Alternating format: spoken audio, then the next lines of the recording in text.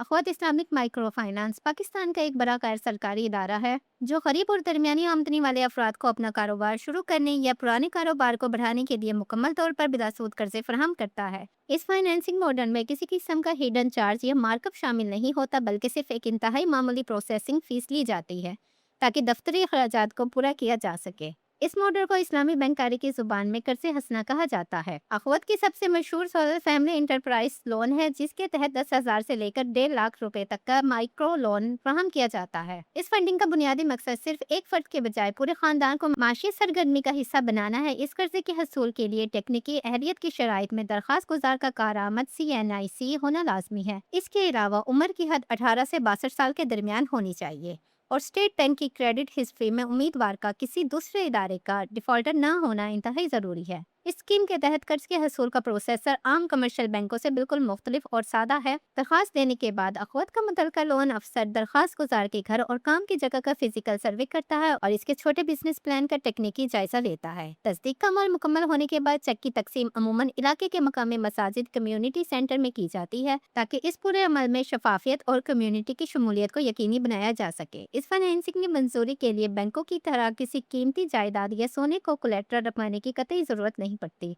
इसके बजाय सिर्फ दो ऐसे मकामी अफराद की पर्सनल गारंटी दरकार होती है जो दरखास्त गुजार को अच्छी तरह जानते हो। रकम की वापसी के लिए उम्मीदवार को 12 से लेकर 36 माह तक का रीपेमेंट शेड्यूल दिया जाता है, जिससे माहाना किस्त इतनी कम बनती है कि छोटे कारोबारी सरमाए या कैश फ्लो पर कोई इजाफी दबाव नहीं पड़ता।